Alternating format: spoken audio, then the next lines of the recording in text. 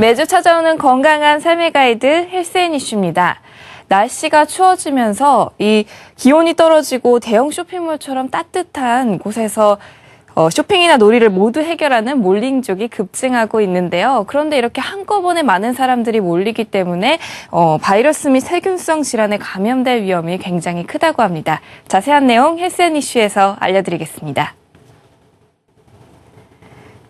대형 쇼핑몰처럼 사람이 많이 모인 곳에선 세균성 질환과 바이러스 질환에 감염되기 쉽습니다. 대형몰의 출입구, 복도, 로비의 경우 체류 시간은 짧지만 많은 사람이 이용해 오염 가능성이 높아지며 사람들의 접촉이 가장 많은 에스컬레이터 손잡이는 대장균 및 각종 호흡기 관련 세균이 번성할 수 있으므로 주의가 필요합니다. 또한 수많은 사람이 사용하는 화장실은 세균의 온상이므로 각별히 신경을 쓰셔야 되는데요. 변기의 경우 그 안에 다양한 세균이 있으므로 물을 내릴 땐 반드시 뚜껑을 닫아야 되고 세면대의 수도꼭지나 손잡이는 화장실 사용 직후 만지게 돼 세균이 남게 되므로 휴지로 감싸 이용하는 것이 좋겠습니다. 그러나 무엇보다 몰에서의 감염을 예방하는 가장 기본적이며 손쉬운 방법은 손을 자주 씻는 건데요. 몰에 비치된 손소독제 또한 도움이 되겠습니다. 다만 손세정제나 소독제 사용을 위해 버튼을 누를 때는 세균이 다시 묻을 수 있으므로 주의하시는 게 좋겠습니다. 혈액순환과 다이어트에 좋다고 해서 반신욕이 인기가 많죠. 그런데 노인분들이나 혹은 또 이 심혈관계 질환 환자에게는 매우 위험할 수도 있다고 합니다. 70세 이상의 노인이나 고혈압, 심근경색 같은 심장이나 혈관에 문제가 있는 분들의 경우 반신욕을 주의하셔야 합니다.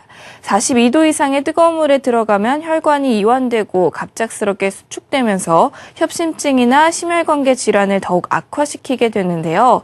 또한 혈압과 맥박의 갑작스러운 변동에 문제가 생길 수 있어 동맥경화가 있는 사람은 뇌출혈에 발생할 수 있고 당뇨병 환자의 경우도 합병증으로 인한 혈관 손상 위험이 따를 수 있습니다. 따라서 반신욕을 하려면 세심한 주의가 반드시 필요한데요. 먼저 물의 온도를 체온보다 약간 높은 37도 정도로 유지하고 욕조에 있는 시간을 15분 내로 제한합니다. 그리고 입욕 전에는 물을 마셔 탈수를 방지해주고 목욕 후에는 체온이 떨어지지 않게 보온을 해줘야 하며 노인들의 경우 따뜻한 물에서 잠들기 쉬우므로 수시로 보호자가 확인을 해주는 게 좋겠습니다. 이어서 세계 속의 건강정보 월드 건강뉴스입니다. 지난 5월 급성 골수성 백혈병 진단을 받고 시한부 삶을 살고 있던 미국의 딜레이니 브라운. 이 소녀의 이번 크리스마스 소원은 캐럴을 듣는 것이었는데요. 이를 알게 된 사람들이 소녀의 집으로 모여들며 마침내 10,000명 가까운 사람들의 소녀를 위한 캐럴 재창이 이루어졌습니다. 이를 들은 소녀는 가족의 페이스북을 통해 지금 여러분의 노래가 들려요, 사랑해요 라는 글을 올렸는데요. 하지만 성탄절 새벽 캐럴 응원 속에 소녀가 끝내 숨을 거두며 많은 이들을 안타깝게 했습니다. 미국에서 내가 원하는 대로 움직이는 의족을 개발하는 작업이 점점 속도를 내고 있어 이르면 3년 뒤쯤에 상용화될 것 같다고 합니다. 최근 미국의 한 연구소는 다리를 잃었어도 뇌에서는 척수를 통해 다리를 움직이라는 신경신호가 내보내진다는 점을 이용해 생체공학 의족을 개발했는데요.